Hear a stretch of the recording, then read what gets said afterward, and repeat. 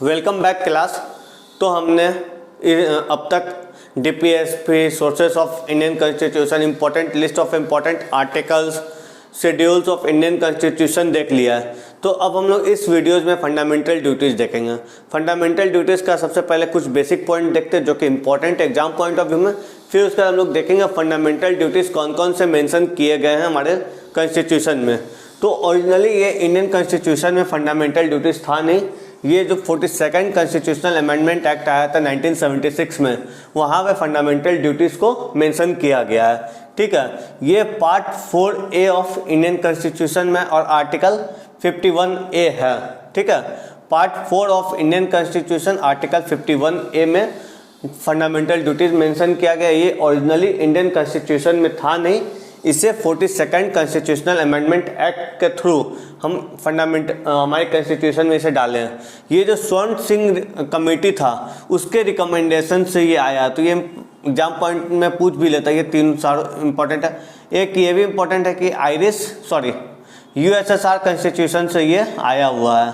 ठीक है, यहाँ पे जब हम लोग sources of Indian constitution discuss कर रहे थे तब मैंने बताया था कि ये यूएसएसआर कॉन्स्टिट्यूशन से हमने इसको अडॉप्ट किया है फंडामेंटल ड्यूटीज़ में। हम अगर याद करने का एक ऐसे भी तरीका देख सकते हैं कि कम्युनिस्ट गवर्नमेंट वहाँ पे जो सिटीजन्स हैं उनसे काफ़ी ज़्यादा ड्यूटीज़ एक्सपेक्ट करती है उनके गवर्नमेंट। तो ये फंडामेंटल ड्यूटीज़ कहाँ से आया? यूएसएसआर कॉन्स्टिट्यूशन से आया। सरदार स्वर्ण सिंह कमेटी का रिकमेंडेशन से इसको लिया गया है। अब इसमें हम लोग इम्पोर्टेंट देखते हैं, ये ड्यूटीज़ हैं। ठीक है, जो कि हम सिटीजन्स जो होते हैं, हमारा क्या ड्यूटीज़ है हमारे देश के लिए, उसको मेंशन किया गया है। ठीक है, तो अब हम लोग देखते हैं सबसे पहले जो नेशनल फ्लैग है और नेशनल एंथम है, ठीक है, उसको बताया गया है कि national flag and national anthem को हम लोग को रिस्पेक्ट करना। नेशनल एंथम कौन सा है? जन गण मन। ठीक है, मना। ठीक है, जन गण मन जो है हमारा नेशनल एंथम है और नेशनल सॉन्ग कौन सा है? वंदे मातरम है। ठीक है, उसके बाद जो हम लोग का जो फ्रीडम स्ट्रगल है उसका जो आइडिया है उसको हम लोग को फॉलो करना है। ठीक है, respect national flag and national anthem, जो फ्रीडम स्ट्रगल का जो आइडिया है उसको हम लोग को फॉलो करना, रिस्पेक्ट करना है। जो public property, not policy, public property, हम लोग अक्सर देखते हैं कि कभी कुछ दंगा होता है तो पब्लिक प्रॉपर्टी को तोड़ दिया जाता है, लेकिन जो हमारा हमारा जो फंडामेंटल ड्यूटीज है कि हम लोग को पब्लिक प्रॉपर्टीज़ को प्रोटेक्ट करना, हम लोग कभी उसको तोड़ना नहीं है। ठीक है, फिर साइंटिफिक टेम्पर हम लोग को अपने अंदर डेवलप करने की ज़रूरत है। ठीक है, जिससे हमारा देश काफ़ी अच्छा से तो काफ़ी तेज़ी से डेवलप हो सके।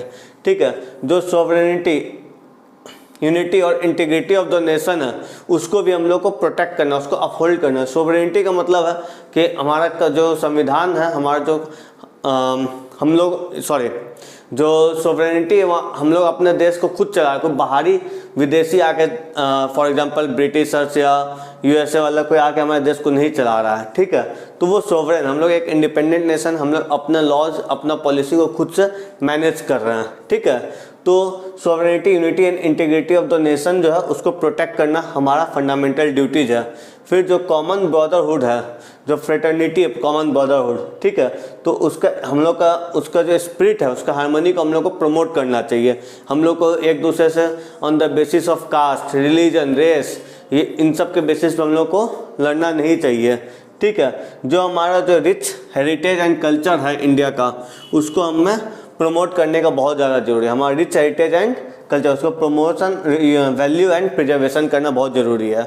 उसके बाद है to protect and improve natural environment, जो नेचुरल इन्वायरमेंट है उसको प्रोटेक्ट करना है, उसको इम्प्रूव करना है। स्ट्राइव टुवर्ड एजुकेशन, एजुकेशन की ओर हम लोग को बढ़ना है ताकि हमारा देश डेवलप होगा, हम लोग ज़्यादा से ज़्यादा लिटरेट होंगे, हम लोग अच्छा लाइफ स्टाइल जी सकते हैं। उसके बाद एजुकेशन जितना अच्छा होगा उतना अच्छा हमारा भविष्य होगा। ठीक है, उसके बाद protect and improve natural environment, जो नेचुरल इन्वायरमेंट है जैसे कि फॉरेस्ट है, लेक है, रिवर्स है एंड वाइल्ड लाइफ है, उनको इम्प्रूव करना भी हमारा ड्यूटी है। हम लोग कहीं जा रहे हैं घूमने लेक के आगे तो हम लोग कचरा उसमें ना फेंक दें, नदी में नहीं फेंक दें, जंगल जा रहा है तो जंगल को हम लोग डिस्ट्रॉय ना करें। ठीक है, तो ये हम लोग उनको प्रोटेक्ट करना, उसको इम्प्रूव करना है। ठीक है, फिर provide opportunities for the children, जो 6 और 14 साल के बीच के जो बच्चे हैं उनको अपॉर्चुनिटीज़ प्रोवाइड करना है, ठीक है। ये हमारा ड्यूटी होता है। हमने जब वो फंडामेंटल DPSP देखा तो वहाँ पे 0 to 6 ईयर्स का एज ग्रुप था, अप टू 6 ईयर, यहाँ पे 6 to 14 ईयर्स है, ठीक है। तो फंडामेंटल ड्यूटीज़ बहुत इंपॉर्टेंट हो जाता है एग्जाम पॉइंट ऑफ व्यू से। पहला part 4A of Indian constitution में, दूसरा 42nd कॉन्स्टिट्यूशनल अमेंडमेंट है, थर्ड USSR कॉन्स्टिट्यूशन से लिया गया, फोर्थ सरदार स्वर्ण सिंह कमेटी का रिकमेंडेशन है। उसके बाद इम्पोर्टेंट क्या क्या है इम्पोर्टेंट पार्ट, तो इम्पोर्टेंट पार्ट है कि national flag and national anthem को रिस्पेक्ट करना है। जो हमारा फ्रीडम स्ट्रगल है उसको, उसके आइडिया को हम लोग को फॉलो करना है, रिस्पेक्ट करना है, प्रमोट करना है। जो पब्लिक प्रॉपर्टी है उसको सेफगार्ड करना, उसको तोड़ फोड़ नहीं करना, साइंटिफिक टेम्पर डेवलप करना, एडुकेशन की और बढ़ेंगे, strive to educate, sovereignty, equality and sovereignty, unity and integrity of the nation को प्रमोट करना, स्पिरिट ऑफ कॉमन ब्रदरहुड को हम लोग को प्रमोट करना चाहिए, रिच हेरिटेज एंड जो कल्चर है उसको प्रमोट करना चाहिए।